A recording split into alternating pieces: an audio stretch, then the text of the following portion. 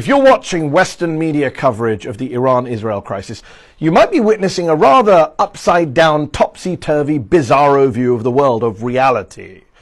You're not being told everything. You're being given skewed perceptions. For example, if you're watching Western media coverage, you might come away with the impression that Iran attacked Israel out of the blue and Israel is responding, when it's the other way around. We all saw on Thursday night that it was Israel that launched an illegal act of aggression against Iran. Iran is the victim here, Israel is the aggressor, but in the Western media coverage, Israel is the victim always.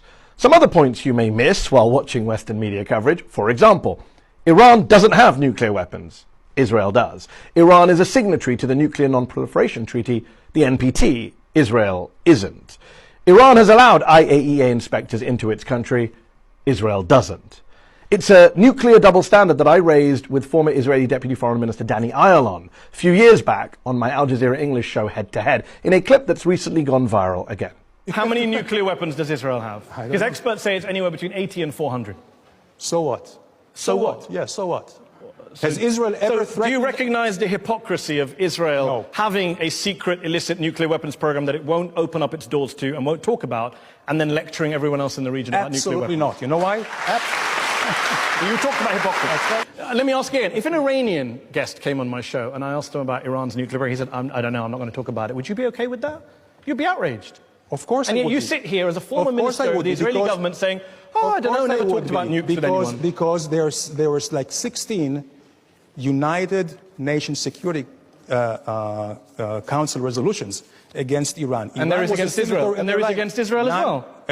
About your nuclear program? No. Yes, there is. UN Resolution 487. Let me read it to you. The UN Security Council in 1981 says, calls upon Israel urgently to place its nuclear facilities under the safeguards of the IAEA. Why haven't you done that?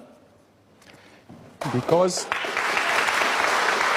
There you have it, the nuclear double standard. Israel violates multiple UN Security Council resolutions when it comes to its own stockpile of nuclear weapons.